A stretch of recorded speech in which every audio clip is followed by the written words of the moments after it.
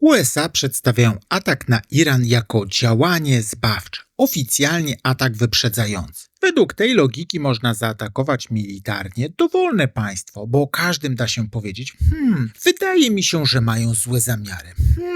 Wydaje mi się, że jak poczekamy, to za 10 lat nas zaatakują. Tylko tu nie chodzi o żadne ratowanie demokracji. Chodzi o władzę, kontrolę nad ropą, przepływ gotówki i uczynienie pewnego państwa znowu wspaniałym. Iran to nie jest małe państwo. Jego populacja to 90 milionów ludzi. Powierzchnia jest ponad 5 razy większa od Polski. Irańskie wojsko ma 610 000 żołnierzy i jest jedną z największych armii w regionie, jak i na świecie. Choć ilość to nie jakość, a w starciu z połączoną potęgą USA i Izraelem nawet taka ilość wojska nie wystarczy, jeśli przewaga technologiczna i informacyjna jest po drugiej stronie. Iran jest sporym producentem ropy. Zajmuje jedno z czołowych miejsc na świecie pod względem zasobów. Szacunki mówią o 4. miejscu globalnie z rezerwami większymi niż amerykańskie czy rosyjskie. Posiada ropę typu sur oraz średnio ciężką. Dokładnie taką, jakiej najbardziej potrzebują rafinerie naftowe USA. Po II wojnie światowej brytyjska Anglo-Iranian Oil Company, dzisiejsze BP, kontrolowała ropę, zostawiając Iranowi wręcz mikroskopijny udział w zyskach. Choć w narracji drugiej strony Iran był hojnie wynagradzany za swoją ropę. Gdy premier Mohammad Mossadegh doprowadził w 1951 roku do nacjonalizacji przemysłu naftowego, Londyn był wściekły. Zorganizował globalny bojkot irańskiej ropy. A jak to nie pomogło, to postanowił obalić rząd, by przejąć kontrolę. W ten sposób w 1953 roku CIA oraz MI6 przeprowadziły zamach stanu, tak zwaną operację Ajax, przywracając do władzy szacha, który podpisał nowe porozumienie, które oddawało kontrolę nad irańską ropą zachodniemu konsorcjum z 5 firmami z USA na czele. Formalnie podniesiono udział Iranu w zyskach, jednocześnie utrwalając zachodnią dominację nad całym sektorem. W Wenezueli schemat był podobny. Przez lata zachodnie koncerny brały z wenezuelskiej ropy większą część zysku niż sam kraj. Jednocześnie Wenezuela była jednym z największych dostawców ropy dla USA. W 2019 roku USA zamroziły około 7 miliardów dolarów aktywów PDVSA i odcięły firmę od dochodów z amerykańskiego rynku, po to, by wymusić zmianę władzy w Caracas. Amerykańscy prawnicy wprost nazywali strategię zmianą reżimu, tylko ubraną w język sankcji i ochrony demokracji. Maduro próbował dojść do porozumienia. Były rozmowy, mediacje, ale po co się dogadywać z kimś, kogo można obalić? No a w tym przypadku zaprosić do Nowego Jorku. W takim języku reżimem staje się każdy rząd, który chce zmienić podział zysków na mniej lukratywny dla Stanów. Dla nas 3, dla was 1. The Great Deal, jakby powiedział Donald Trump. To jest w moim nazewnictwie taktyka spalonej ziemi. Jeśli kraj nie gra według zasad Białego Domu, robi się wszystko, żeby obalić tamtejszą władzę. W przypadku Wenezueli administracja Donalda Trumpa zamiast pełnoskalowej inwazji, na którą Kongres i tak by nie zezwolił, postawiła na operację specjalną. Jednostki Delta Force porwały Nicolasa Maduro i wywiozły do USA. Dotychczasowe kontrakty z Chinami są de facto podważane. Ich inwestycje zostały utopione. Caracas jest zmuszone, by nie wywiązywać się ze wcześniejszych umów. To bezpośredni cios w chińskie interesy, a nie żadne uzdrawianie rynku. Miesięczne plany budżetu, których Ameryka żąda od nowych władz, są tylko technicznym narzędziem nadzoru nad strumieniem pieniędzy pochodzących z ropy. Marco Rubio sam mówi w Senacie, że środki z ropy trafiają najpierw na zewnętrzne konta i będą wypłacane dopiero po zaakceptowaniu budżetu przez Stany Zjednoczone, czyli wydzielane wręcz jak jałmużna. W 2003 roku USA wraz z sojusznikami zaatakowały Irak. Oficjalnie z powodu rzekomej broni masowego rażenia, której ostatecznie nigdy nie znaleziono. Raporty i śledztwa pokazały, że cały ten pretekst USA po prostu spreparowało. Od początku w tle była ropa. Bush i Blair chcieli przejąć kontrolę nad iracką ropą i całym sektorem naftowym, a w rządowych dokumentach nazywano to strategicznymi interesami USA oraz Wielkiej Brytanii. Hasło żadnej krwi za ropę trafnie oddawało przyczynę tej całej wojny. Chodziło o kontrolę nad złożami, dodatkową dźwignię do manipulowania cenami ropy i wpływy w OPEC. W Iraku sprzedawano to ludziom pod hasłem obalenia reżimu i narracji, że wojna jest rzekomo dla ich dobra. Po 20 latach od inwazji Irak nie jest żadnym uratowanym państwem. Jest przykładem kraju trwale rozbitego wojną. Irak pozostaje uzależniony od Zachodu i sąsiadów, z gospodarką opartą niemal wyłącznie na ropie. A chroniczna korupcja i ciągła niestabilność polityczna sprawiają, że kolejne rządy są słabe i łatwe do rozgrywania przez interesy USA oraz Iranu. Zwykli ludzie nie dostali żadnej obiecanej demokracji, tylko dekady przemocy, zrujnowaną infrastrukturę, wysokie bezrobocie i masową emigrację, podczas gdy międzynarodowe koncerny i lokalne elity kontrolują główny strumień zysków z ropy. Kolejnym pacjentem do uzdrowienia staje się Kuba. Przejęcie kontroli nad wenezuelską ropą oznaczało w praktyce odcięcie dostaw dla Hawany, kraju, który przez lata żył dzięki taniej wenezuelskiej ropie. Nagle traci główne źródło paliwa i wpada w spiralę blackoutów i kolejek po wszystko. Można powiedzieć, że mamy efekt powolnego gotowania żaby. Gospodarka dusi się przez sankcje i z powodu braku ropy. Ludzie coraz częściej wychodzą na ulicę. Napięcie rośnie. A w którymś momencie da się to sprzedać jako kryzys, spontaniczną walkę z reżimem, w której USA muszą pomóc, wysyłając lotniskowce, obiecując przywrócenie demokracji. W przypadku Kuby Ameryka od dziesięcioleci prowadzi politykę karania i duszenia gospodarki za to, że wyspa wyrwała się spod jej kontroli. Zanim Castro zrobił rewolucję w 1959 roku, wyspa była dla amerykańskich elit i mafii tym, czym dziś jest Las Vegas, wielkim kasynem na Karaibach, które pompowało miliony dolarów z turystyki, hazardu i prostytucji do prywatnych kieszeni. Porażka w Zatoce w Świń w 1961, później kryzys kubański w 1962 były dla USA upokorzeniem, którego Waszyngton nigdy nie zapomniał. Biały Dom pokazuje, że nie przejmuje się jakąś tam kartą ONZ, ani formalnymi zakazami interwencji. Przejęcie kontroli nad Kubą jest jednym z kroków uczynienia Ameryki znowu wspaniałą. Sam Marco Rubio po schwytaniu Maduro powiedział wprost, że gdyby był w rządzie na Kubie, byłby zaniepokojony. W materiale z 5 lutego, czy Trump będzie nowym dyktatorem, czy 2026 to nowy 1939, mówiłem, że po ataku na Wenezuelę lista państw do ratowania będzie się tylko wydłużać i praktycznie w kilka tygodni pojawił się nowy kandydat. Koniecznie zobacz tamten film, jeśli chcesz się dowiedzieć, jak w USA Trump krok po kroku przejmuje władzę i kto mu w tym towarzyszy, kim jest Marco Rubio i Eric Prince oraz jak działa cały ruch MAGA. Czemu w ogóle opowiadam o innych państwach, skoro mówimy o ataku na Iran? Bo na podstawie Iraku czy Wenezueli widać, że hasła o demokracji i pomocy zwykłym ludziom są co najwyżej chwytami marketingowymi, mającymi wytłumaczyć użycie siły militarnej w celu przejęcia kontroli nad państwem posiadającym surowce. Nawet pułkownik Douglas McGregor, amerykański wojskowy i były doradca Trumpa, mówi wprost, że obecna polityka USA polega na celowaniu w kraje bogate, w ropę, gaz i inne surowce, od Wenezueli po Iran,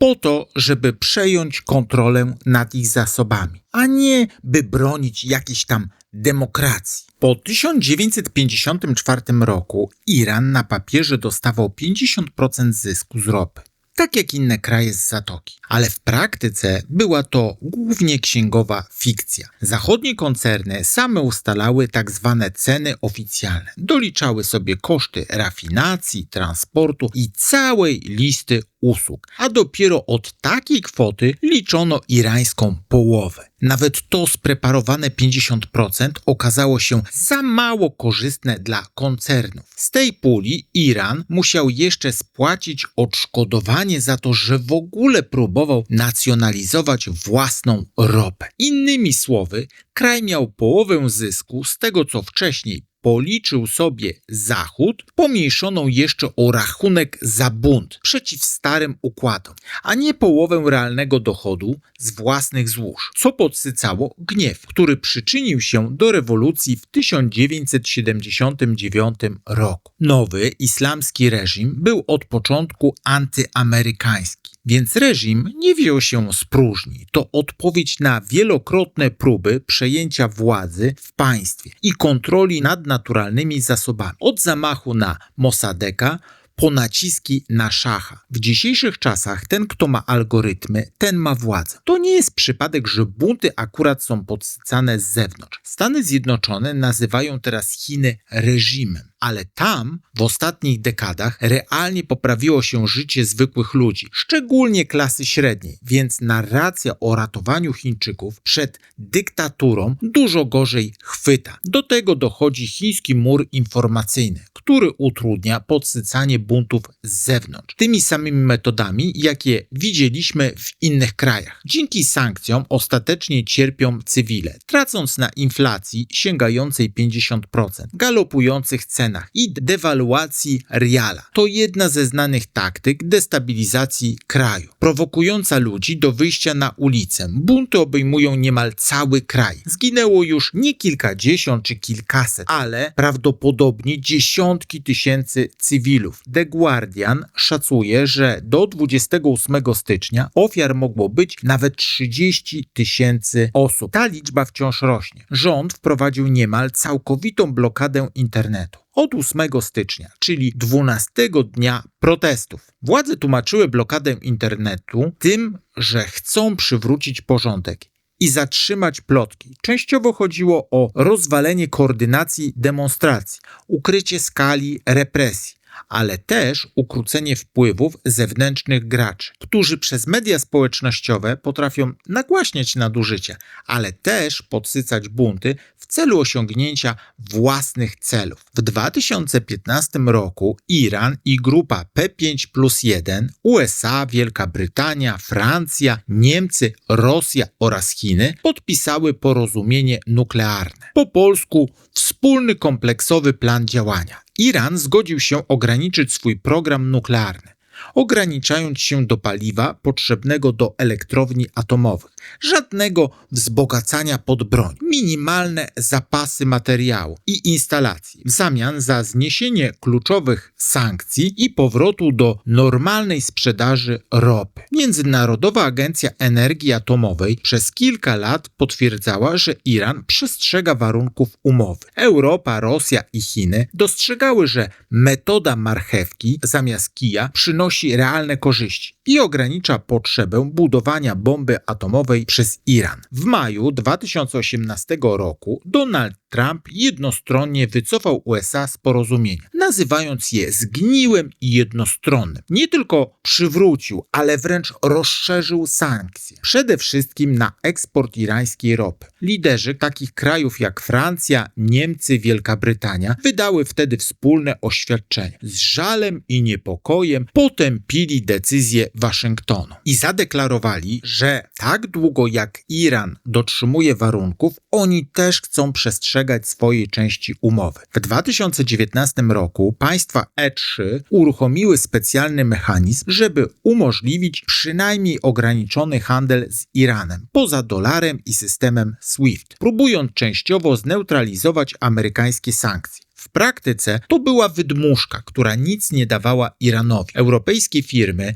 bały się wtórnych sankcji USA. Iran coraz częściej mówił otwarcie, że to Zachód, a nie on pierwszy przestał respektować obowiązujące umowy. Po wyjściu z umowy administracja Trumpa przeszła do strategii maksymalnej presji. Celem było ściąć irański eksport ropy do zera i odciąć reżim od pieniędzy. Departament Stanu chwalił się, że ich sankcje ściągnęły z rynku około 1,5 miliona baryłek irańskiej ropy dziennie i że ponad 20 krajów przestało kupować irańską ropę. W 2025-2026 roku Trump w drugiej kadencji próbował powtórzyć to działanie. Jego ludzie mówili wprost, że chcą zbić eksport z poziomu mniej więcej 1,5 miliona baryłek do okolic 100 tysięcy, jak pod koniec pierwszej kadencji Trumpa. Tyle, że tym razem ta presja nie była już taka prosta. Iran w międzyczasie zbudował sobie nową alternatywę w postaci Chin. Szacunki analityków wskazują, że między 2024 a 2025 rokiem 4 z 5 baryłek irańskiej ropy trafiało właśnie do Chin. Głównie do prywatnych spotowych rafinerii, często wyważonych przez flotę cieni, tankowców z zamazanymi transponderami. Do tego, mimo że kulturowo Iran i Rosja są dość sobie odległe, kolejne pakiety zachodnich sankcji praktycznie połączyły te kraje. Zaczęły się wspólne projekty energetyczne, wojskowe i finansowe, a wspólnym mianownikiem wszystkich tych układów stało się jedno słowo – sankcje. W tym samym czasie Iran przestał być samotną wyspą i stał się pełnoprawnym członkiem rozszerzonego BRICS z formalnym wejściem w 2024 roku. Z Pekinem podpisał 25-letnią umowę o wszechstronnej współpracy. Pakiet wart setki miliardów dolarów, który włączy Iran w chińską inicjatywę pasa i szlaku od inwestycji w infrastrukturę po projekty kolejowe łączące irańskie porty z lądowymi szlakami Euroazji. Współpraca z Rosją przestała być tylko politycznym gestem. To symbioza korzystna dla obu stron. Moskwa wspiera Iran w technologiach jądrowych i kosmicznych. Budowa reaktorów za 25 miliardów dolarów, starty satelitów, a Iran dostarcza Rosji drony i pociski za miliardy. Każdy taki start to środkowy palec dla zachodnich sankcji. Dla Teheranu to skok o dekadę. Dostęp do technologii, sprzętu i doświadczenia, których nikt poza Rosją nie sprzeda. W zamian Rosja dostaje drony i technologie rakietowe na wojnę. Iran zaczął się pozycjonować jako ruch oporu. Kraj, który mimo sankcji nie tylko nie upadł, ale jeszcze potrafi wejść do BRICS, podpisać długoterminowy pakiet ropa za inwestycje z Chinami i rozwijać własny program kosmiczny, jednocześnie otwarcie atakując USA na forum ONZ za napaść na Wenezuelę, przejmowanie tankowców na wodach międzynarodowych oraz inne działania wobec państw globalnego południa. Dla wielu stolic w świecie petrodolara był to jasny sygnał, że można nie odnawiać starych układów z Waszyngtonem i coraz poważniej patrzeć w stronę Pekinu i Moskwy oraz nowych alternatyw finansowych. Skoro stare dobre sankcje już nie działają, to pora sięgnąć po rozwiązania siłowe. Najpierw były mniejsze zachęty, naloty na milicje i ich zaplecze. 29 grudnia 2019 roku USA zbombardowały 5 baz Kaib Hezbollah w Iraku i Syrii. Magazyny broni, centra dowodzenia, zginęło co najmniej 25 osób, a ponad 50 zostało rannych. W kolejnych latach podobne uderzenia niszczyły infrastrukturę irańskich strażników rewolucji i ich milicji. Zwieńczeniem, a raczej jasnym sygnałem dla Iranu, że tylko atom może nas uratować, było zabicie generała Kasema Soleimaniego 3 stycznia 2020 roku dronem MQ-9 Reaper pod Bagdadem. Soleimani był faktycznie numerem 2 w Iranie po Chameim. Jego likwidacja była bezprecedensowym ciosem w rdzeń irańskiego systemu władzy. Wywołała debatę o legalność, bo nie było zgody Kongresu oraz pytania o zgodność z prawem międzynarodowym. Gdyby podobne działanie było przeprowadzane na jakiegoś przedstawiciela USA, byłoby nazwane aktem terroryzmu. Punkt widzenia zmienia się z punktem siedzenia. Najlepiej pasuje do określenia tej sytuacji. Kolejną próbą dociśnięcia śruby już nie były pomniejsze ataki, ale pełnoskalowy nalot. W czerwcu 2025 roku ruszyła operacja, w której amerykańskie bombowce B-2 zrzuciły na Iran 14 gigantycznych bunkerbusterów, zaprojektowanych specjalnie do rozbijania podziemnych obiektów, takich jak Frodo, Natanz. Celem były 3 filary programu nuklearnego. Frodo schowany w górze, kompleks wzbogacania w Natanz oraz instalacje w Isfahastanie. Resztę pracy wykonały dziesiątki pocisków manewrujących typu Tomahawk, odpalonych z okrętów. Donald Trump nazwał atak spektakularnym sukcesem, reagując bardzo agresywnie na wszelkie próby podważania tego sukcesu, zwłaszcza niewygodne pytania dziennikarzy. Coraz więcej źródeł potwierdza jednak, że atak nie odniósł pełnego skutku. Spowolnił Iran, ale w minimalnym stopniu, a już na pewno nie zniszczył wszystkiego. W kolejnym kroku Trump 26 lutego 2026 roku wzywa Iran do rozmów pokojowych. Ale to nie żadne szukanie kompromisu. To oferta nie do odrzucenia. Ugnijcie się całkowicie albo dacie pretekst do ataku. Na stole leżą żądania trwałego zablokowania programu nuklearnego, ostrych limitów eksportu ropy, zgody na rozszerzone inspekcje oraz sankcje, które blokują handel z innymi partnerami. To nie była propozycja wzajemnych ustępstw czy znalezienia złotego środka, tylko katalog warunków: podporządkujcie się, inaczej będą konsekwencje. W tak ustalonym teatrze każda odpowiedź Iranu działała na korzyść Waszyngtonu. Gdy Teheran odrzuca warunki, Trump natychmiast występuje w roli rozsądnego mediatora, który rzekomo próbował pokojowo rozwiązać spór, ale Iran nie chciał uczciwej umowy. Gdy domaga się wręcz kapitulacji, jasno zaznacza, że alternatywą będą kolejne operacje militarne, odwołując się wprost do Midnight Hammer jako ostrzeżenia, co spotka kraj, który nie spełni zachcianek Białego Domu. W swoich wpisach na X powtarza, że czas ucieka i że Iran powinien szybko zawrzeć umowę bez broni jądrowej. Inaczej konsekwencje będą tylko ostrzejsze, czyli pokój jest tu słowem zastępczym dla ultimatum. Od końca 2025 roku pojawiły się sygnały, że rosyjskie samoloty transportowe regularnie lądują w Teheranie. W jedną stronę lecą ładunki broni, w drugą, według przecieków, wywożone jest złoto i rezerwy wartościowe. To nie są jeszcze oficjalne komunikaty Banku Centralnego, ale zbieżne relacje mówią o tym, że elity irańskie i rosyjskie mają przygotowany plan B. Ewakuację rodzin, części rezerw i zabezpieczenie majątku w Moskwie, na wypadek, gdyby wspólna akcja specjalna USA i Izraela doprowadziła do chaosu w Teheranie. Takie ruchy to nic innego jak po prostu dobrze odrobiona lekcja historii. W 2003 roku, po inwazji na Irak, Amerykanie przejmowali nie tylko władzę polityczną, ale też fizyczne zasoby. W pałacach Saddama znajdowali setki milionów dolarów w gotówce, a patrole zatrzymywały ciężarówki załadowane sztabkami złota. W jednym z najgłośniejszych przypadków chodziło o 2000 sztuk sztabek o wartości szacowanej między 500 a 870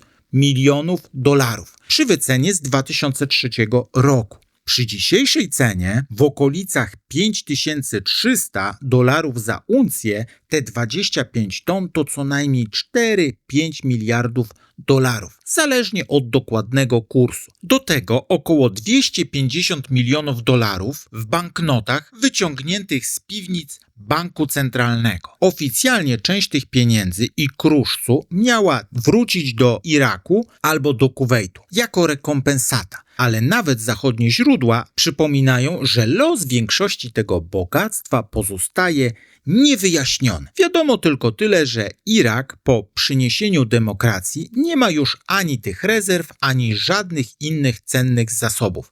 Więc pytanie, dokąd naprawdę to wszystko zniknęło, jest raczej retoryczne. 28 lutego 2026 roku Izrael i USA rozpoczęły skoordynowaną operację przeciw Iranowi. Izraelski kryptonim ryczący lew. Uderzenie z powietrza i morza objęły obiekty nuklearne, rakietowe, infrastrukturę wojskową, rządową, w tym Teheran i inne miasta. Poważne zniszczenia w dzielnicach Alego, Chameniego i najwyższych władz państwowych, ataki na bazy Korpusu Strażników Rewolucji Islamskiej oraz wyrzutnie rakiet. Irańskie media państwowe potwierdziły śmierć Chameniego, najwyższego przywódcy Iranu. Ogłoszono 40-dniową żałobę narodową oraz 7 dni wolnego. Powstała tymczasowa Rada Przywódcza pod kierunkiem prezydenta. Naród jest podzielony. Część opłakuje śmierć przywódcy, a część tańczy z radości, że nie żyje. Donald Trump nazwał go najgorszym człowiekiem na ziemi i wręcz szczyci się, że to dzięki niemu nie żyje. Nie mówię tu, że nie był przywódcą dyktatury, czy był dobry, czy był zły. Mówię, że to przedstawiciel niezależnego państwa. Zginął w akcie agresji na skutek ataku Białego Domu. Iran odpowiedział na śmierć Chameniego serią ataków rakietowych i dronowych, wymierzonych w Izrael, bazy w USA w regionie oraz kraje Zatoki Perskiej. Wystrzelono ponad 100 rakiet i dronów, co wywołało wymianę ciosów z Izraelem. Ataki objęły bazy USA w Iraku, Kuwejcie, Zjednoczonych Emiratach Arabskich, Katarze i Bahrajnie, lotnisko w Kuwejcie oraz hotel w Dubaju. Iran zablokował też cieśninę Ormus. Korpus Strażników Rewolucji zapowiedział miażdżący odwet i kontynuację dziedzictwa Chameniego. Tymczasem Izrael i USA prowadzą dalsze naloty na irańskie cele wojskowe, w tym siedzibę IRGC w Teheranie. Sytuacja w rejonie jest na krawędzi pełnej eskalacji, z ofiarami po obu stronach. W Iranie zginęło już ponad 200 osób. Najświeższe informacje z 1-2 marca pokazują, że USA prowadzą potężną operację, która z powietrza i morza niszczy irańską infrastrukturę. Donald Trump chwali się kolejnymi sukcesami w bardzo charakterystyczny dla siebie bezpośredni sposób. Kolejne dni to już otwarty demontaż irańskiego państwa z powietrza i morza. 1 marca Donald Trump z typową dla siebie butą ogłosił na portalu True Social kolejny spektakularny sukces militarny. Amerykańskie siły morskie zatopiły 9 irańskich okrętów wojennych, w tym kluczową korwetę typu Yamaran w południowym porcie Chabahar. W osobnym uderzeniu zbombardowano dowództwo marynarki wojennej Iranu. Prezydent USA podsumował to w sarkastyczny sposób. Poza tym ich marynarka ma się dobrze, dodając od razu, że reszta irańskiej floty również wkrótce spocznie na dnie morza. To uderzenie w irańską flotę to nie przypadek. To właśnie ten krok pozwala Amerykanom położyć rękę na cieśninie Ormus i zamieć ją w strefę, której zasady dyktuje 5. flota USA. Operacja ta jest krótkotrwałym sukcesem. USA zabiły przywódcę innego kraju, zmasakrowały infrastrukturę i strategiczne obiekty, ale nie ma żadnych dowodów, że całkowicie zniszczyły łańcuch dowodzenia i zdolności obrony Iranu. Nie są też w stanie ani finansowo, ani militarnie, ani politycznie wejść tam jako okupant na dziesięciolecia, tak jak Rosja przy rozbiorach, czy Niemcy kiedyś w Polsce. Nie będzie tu amerykańskiej wersji zaborów czy 1939 roku. Każda akcja, nawet wygrana w sensie wojskowym, ma swoją cenę. Tyle, że tę cenę płaci się krwią, ale też wiarygodnością i tym, jak widzi cię reszta świata. Donald Trump wyśmiewa ONZ i nie respektuje tej instytucji. Tak samo miałby ubaw, gdybym powiedział mu, że pióro jest mocniejsze od miecza. Zapewne odpowiedziałby, że tak jest wyłącznie, kiedy miecz jest bardzo mały, a pióro bardzo ostre. A jednak podczas gdy amerykańskie bomby i rakiety niszczą Iran, podczas gdy stolica demokracji wyśmiewa śmierć przywódcy innego kraju na X, i dowcipkuje o kolejnych zbombardowanych obiektach, mówiąc, że niecywilizowany kraj upada, to właśnie ta rzekoma dyktatura, a nie Biały Dom, występuje na forum ONZ i odwołuje się do prawa międzynarodowego. Można to wyśmiewać i mówić, że to z niemocy, ale moim zdaniem kropla drąży skałę. To już nie wiem, które wystąpienie obnażające łamanie praw ONZ, piractwo, porwania, bombardowania. Lista zarzutów pod adresem USA jest długa i powiększa się z każdym dniem. Jak to spojrzenie wygląda w praktyce, doskonale pokazało niedawno wystąpienie Amira Seida Iravaniego, stałego przedstawiciela Iranu przy ONZ.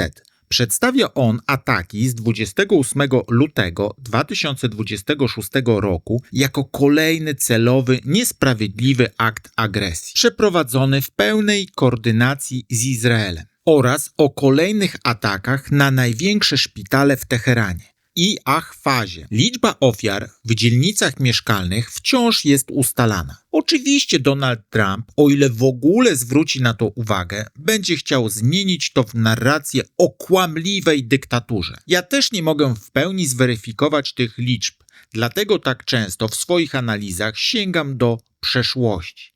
Wycieki danych wywiadowczych, afery i media od lat pokazują tysiące przypadkowych masakr ludności cywilnej i zabijania dzieci dronami przez pomyłkę. Zwieńczeniem tego absurdu jest chyba kultowa scena w filmie Jarhead, która przypomina, że Amerykanie potrafią przez pomyłkę zbombardować nawet własne wojsko. W świetle tych wszystkich pomyłek z przeszłości, czy jesteśmy w stanie uwierzyć, że w tych oskarżeniach nie ma krzty prawdy? Że te ataki są w 100% chirurgicznie precyzyjne? Czy może tłumaczenie będzie brzmiało: oni kłamią, zginęło tam maks 10 dziewczynek, a nie 165. Zginęły dzieci i dokonał tego kraj, który szczycił się niepodważalną reputacją. To są szkody wizerunkowe, których nie da się naprawić zwykłym odwracaniem kota ogonem. Iravani nazywa te uderzenia zbrodnią wojenną i zbrodnią przeciwko ludzkości. Ostrzega, że milczenie i podwójne standardy zniszczą resztki wiarygodności Rady Bezpieczeństwa. Wskazuje na głęboko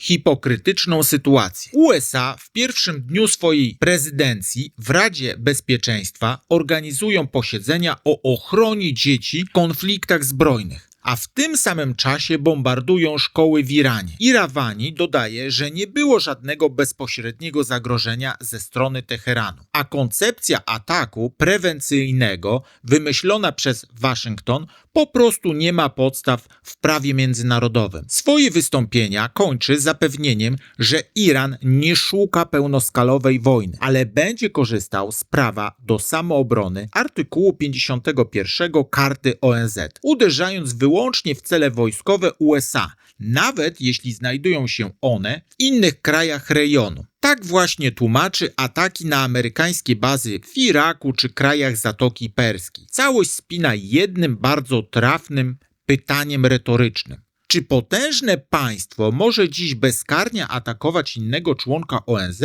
Bo jeśli tak, to Karta Narodów Zjednoczonych przestaje mieć jakiekolwiek znaczenie. USA i Rosja to dwie strony tej samej monety. Potęgi militarne, które od dekad grają w tę samą grę. Albo my, albo oni. Zawsze o wpływy i zasoby. Rosja wchodzi czołgami, okupuje, aneksuje, zmienia granice. Ameryka częściej robi to inaczej. Sankcjami, bombardowaniami, operacjami specjalnymi, obaleniem rządu i założeniem marionetek, które podpiszą właściwe kontrakty na ropę, gaz czy bazy wojskowe. Inne narzędzia, ta sama logika.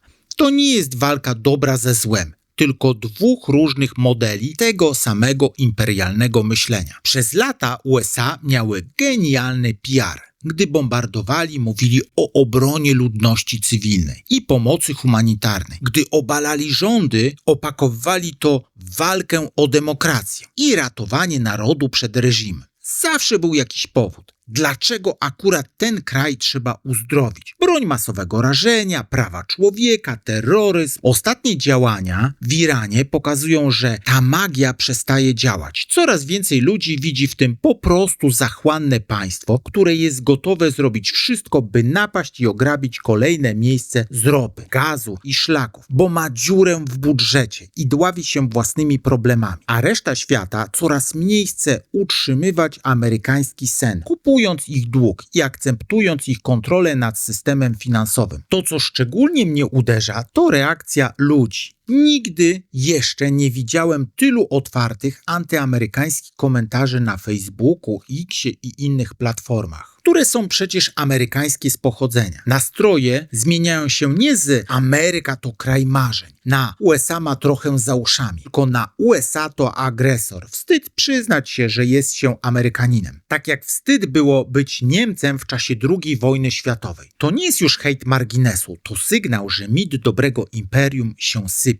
Chamenei był twarzą twardego reżimu i dla wielu, także Irańczyków, symbolem systemu, który łamie prawa człowieka, karmi się strachem i religią. Ale w momencie, gdy zostaje zabity w zagranicznym nalocie, w akcie jawnej agresji, automatycznie wchodzi w rolę męczennika. Gdy ludzie wcześniej wychodzili na ulicę, byli głodni, wściekli, mieli dość represji, a on mówił: opamiętajcie się, największym wrogiem jest USA. To oni chcą nas zniszczyć. Brzmiało to jak klasyczne gadanie dyktatora. Ale kiedy nad głowami tych samych ludzi zaczynają latać amerykańskie rakiety i bomby, zabijając sąsiadów, lekarzy, dzieci, także tych, którzy byli przeciwko reżimowi, to ta sama narracja nagle przestaje być abstrakcją. Wtedy nawet ci, którzy nienawidzili Chameneiego, zaczynają myśleć: reżim jest zły, ale Ameryka, która właśnie wysadziła mój blog, jest jeszcze gorsza.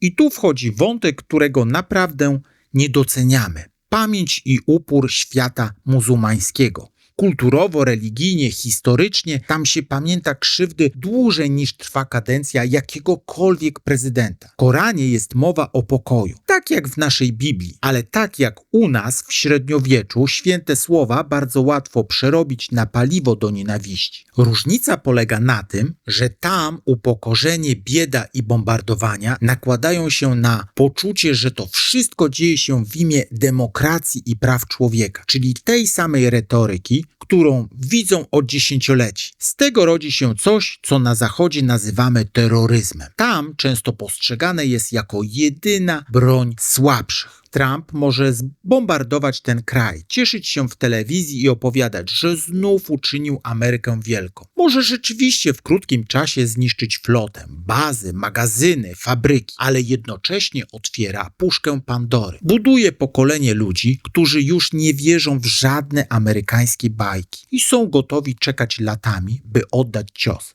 Nie czołgiem, tylko ładunkiem w metrze, ciężarówce, dronem domowej roboty. Wszystko ma swoją cenę. Pytanie brzmi nie, czy USA za ten spektakularny sukces zapłacą, tylko kiedy i w jaki sposób. Atak USA i Izraela nie był możliwy dlatego, że Iran jest mały czy bezbronny, tylko dlatego, że przez ostatnie miesiące krok po kroku niszczono mu obronę z powietrza. Na papierze Teheran ma 610 000 żołnierzy i jedną z najliczniejszych armii świata, ale w dzisiejszej wojnie decyduje nie liczba ludzi w mundurach, tylko to, czy państwo jest w stanie wykryć i zestrzelić to, co nadlatuje z nieba. W ciągu ostatnich 18 miesięcy Iran był wielokrotnie punktowo atakowany. Najpierw przez USA, operacja Midnight Hammer, przeciw obiektom nuklearnym i wojskowym, a równolegle przez Izrael, który według własnych deklaracji zniszczył około 30 wyrzutni rakiet przeciwkolotniczych i osłabił irańską obronę powietrzną. Efekt jest taki, że według różnych analiz cytowanych w nagraniach tylko około 50-60 samolotów irańskich sił powietrznych jest zdolnych do latania, a system, który nie potrafi bronić własnego nieba, jest praktycznie bezużyteczny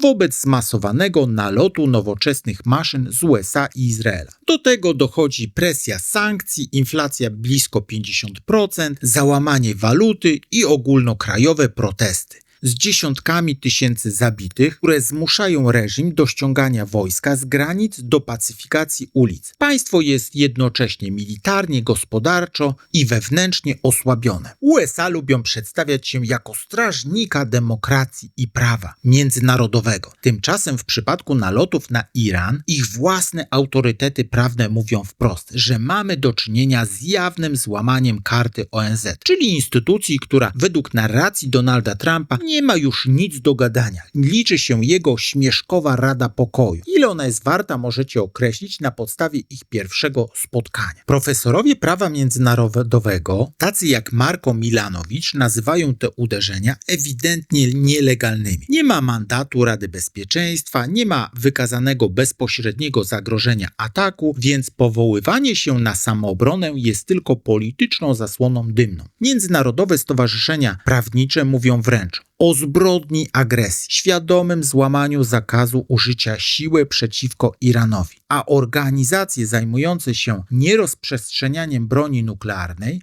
podkreślają, że nie ma żadnych dowodów, że Iran szykował się do natychmiastowego ataku jądrowego, który usprawiedliwiłby bombardowanie pod hasłem ostatniej szansy.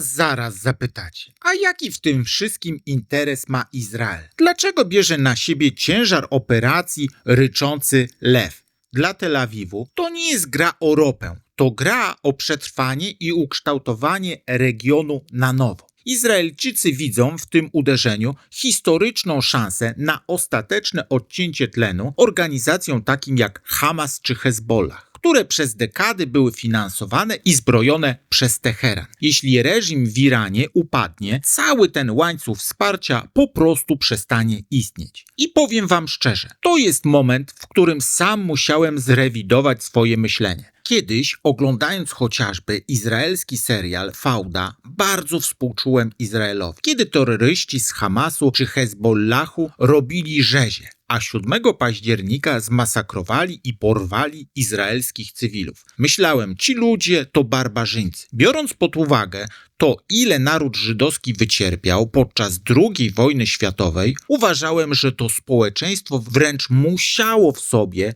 wykształcić ogromne pokłady empatii. Ale potem przyszły działania odwetowe. Zobaczyłem bombardowanie strefy Gazy, gdzie zginęły dziesiątki tysięcy ludzi, z czego, co potwierdziły nawet wycieki z samego izraelskiego wywiadu, grubo ponad 80% ofiar to byli cywile. Zobaczyłem zagłodzone dzieci i głośną w Polsce sprawę zabicia wolontariuszy z World Central Kitchen, w tym naszego rodaka, Damiana Sobula. Reakcja Izraela? Ups! Pomyłeczka. No zdarza się na wojnie. Nie musieli się tam kręcić. Patrząc na to, co ten kraj wyrabia w gazie, mogę powiedzieć tylko jedno. Albo ma bardzo krótką pamięć, albo ból liczy się tylko wtedy, gdy krzywdzą ciebie, ale nie masz najmniejszego problemu, by z zimną krwią zadawać cierpienie innym. Wtedy moje współczucie po prostu wyparowało. Mogę współczuć konkretnym ludziom po stronie izraelskiej, ale nie potrafię już myśleć o tym kraju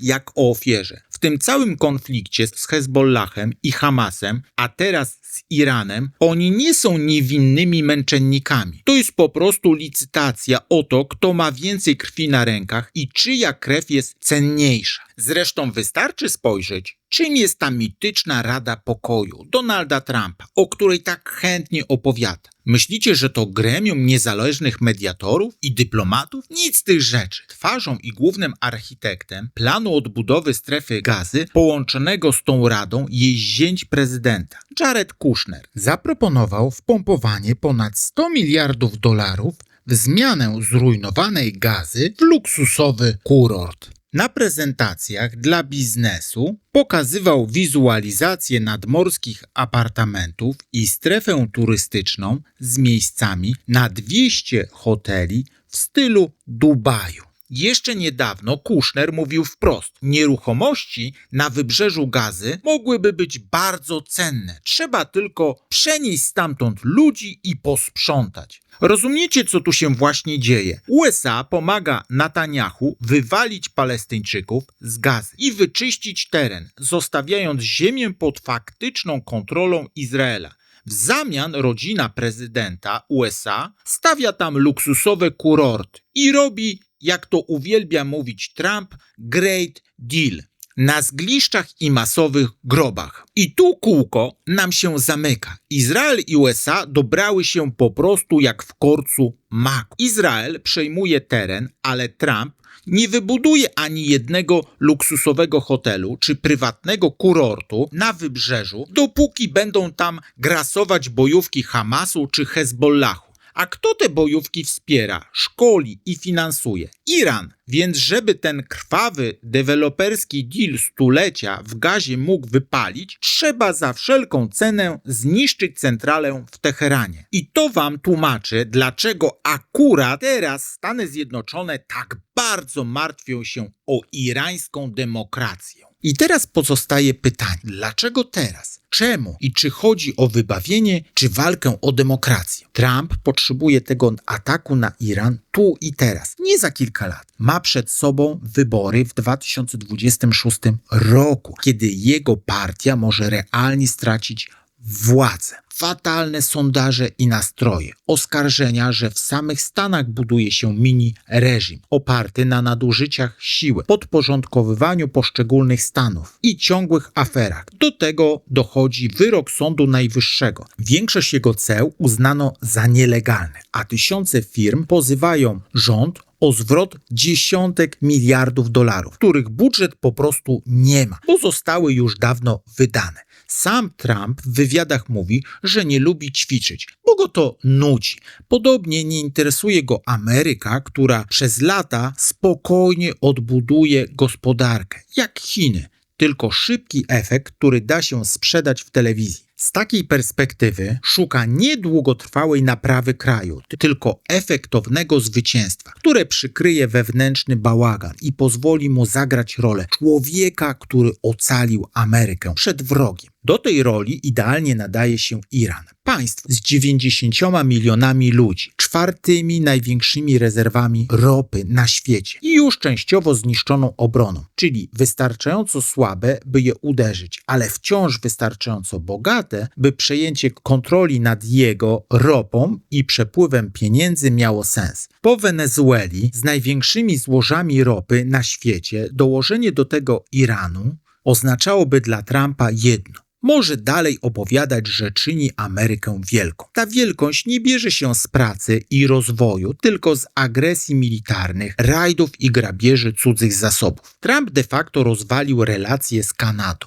która zaczyna współpracować z Chinami. Kanada ma olbrzymie zasoby ropy typu crude, której USA realnie potrzebuje. Lukę po kanadyjskiej ropie można jednak zastąpić Wenezuelą, która ma największe rezerwy ropy na świecie, a w połączeniu z zasobami z Iranu dają ilość surowca, która już nie tylko pozwala łatwo uzupełnić ewentualne braki, ale przede wszystkim realnie wpłynąć na cenę i kierunek dostaw ropy. Bo poza tym układem w grze pozostaje głównie Arabia Saudyjska i częściowo odcięta sankcjami Rosja, podczas gdy europejska Norwegia to raczej lokalny dostawca dla Europy, niż gracz, który ustala ceny na światowych rynkach. Dla Chin Wenezuela i Iran były idealnymi dostawcami ropy. Szacunki mówią, że 80-90% ich eksportu trafiało właśnie tam. Często w ramach długich umów i po cenach lepszych niż u innych sprzedawców. Jeśli USA podporządkowują sobie Wenezuelę i jednocześnie atakują Iran, to uderzają w chińską linię zaopatrzenia w ropę i próbują doprowadzić do sytuacji, w której Pekin za dostęp do tego surowca musi bezpośrednio liczyć się z warunkami stawianymi przez Waszyngton, a nie Caracas czy Teheran. Równolegle Ameryka obstawia Tajwan, uzbrajając go po zęby i pilnując, by Pekin nie zdołał przejąć wyspy i wyjść ze swoimi okrętami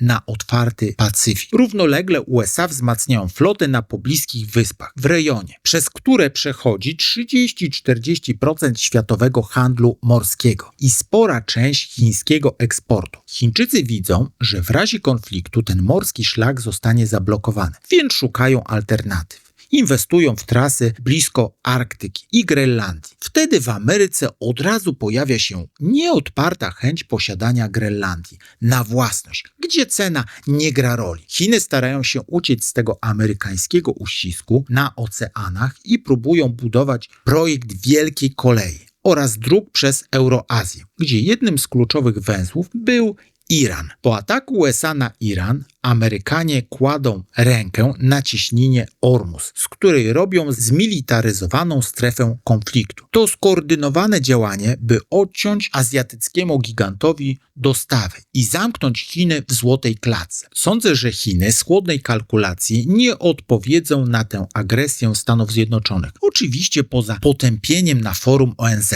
którego USA i tak już nie szanuje. Dalej będą umacniać swoją pozycję handlową. Częściowo nawet ja ulegam emocjom. Najpierw Wenezuela, teraz Iran, a Chiny nic? Czy to znaczy, że są słabe? To, co robią, to chyba wygląda jak ich kung fu, które jest gimnastyką, ale i śmiertelną bronią. Wymaga opanowania i cierpliwości. Kiedy dojdzie do ostatecznego starcia, Chiny chcą mieć taką gospodarkę i alternatywę, by to starcie było dla nich relatywnie małym kosztem. Tak jak w przypadku tych ceł. Przygotowali się na wojnę handlową latami. Kiedy atak nastąpił, mówili wprost: nie chcecie od nas kupować? Proszę bardzo. USA jest tylko wycinkiem tego, co zarabiamy na świecie. I stać nas na to, by odpuścić Stany, ale Stanów nie stać na to, by stracić nas. Apetyt rośnie w miarę jedzenia, dlatego sądzę, że Ameryka będzie szukała zaraz kolejnego celu. Dolar w krótkotrwałej perspektywie się umocni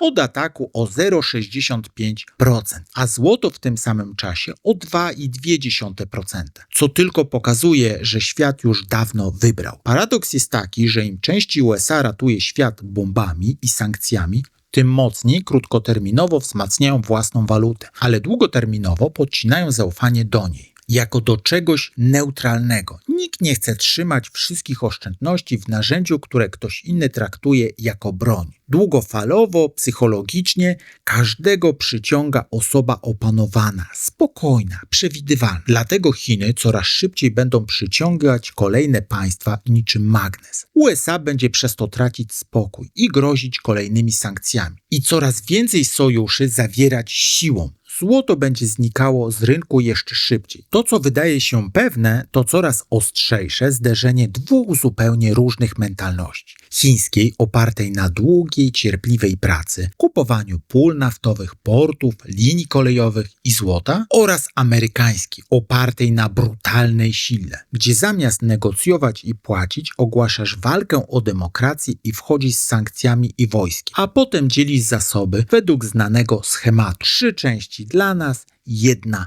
dla was.